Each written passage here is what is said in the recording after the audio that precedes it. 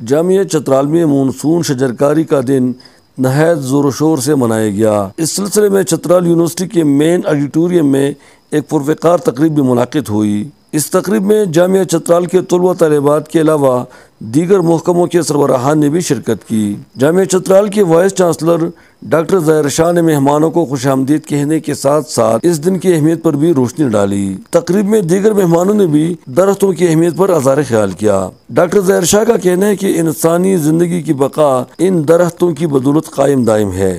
Climate change کا جو negative impacts ہے، ہمارا جو درخت ہے، یہ واحد ذریعہ ہے کہ ہم اس کے نیگیٹو امپیکٹ کو ہم میٹیگیٹ کر سکیں، اس کو ہم کر سکیں۔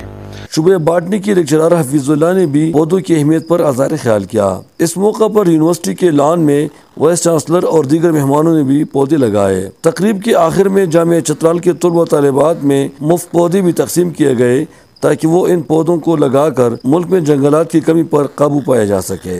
واضح ہے کہ چترال میں جنگلات کی کٹائی بہت تیزی سے جاری ہے اور اگر یہ سلسلہ یوں جاری رہا تو خدشہ ہے کہ آئندہ چند سالوں میں درخت کا نام و نشان بھی نہیں رہے گا۔ احمد زادہ گل محمد فاروقی، چترال۔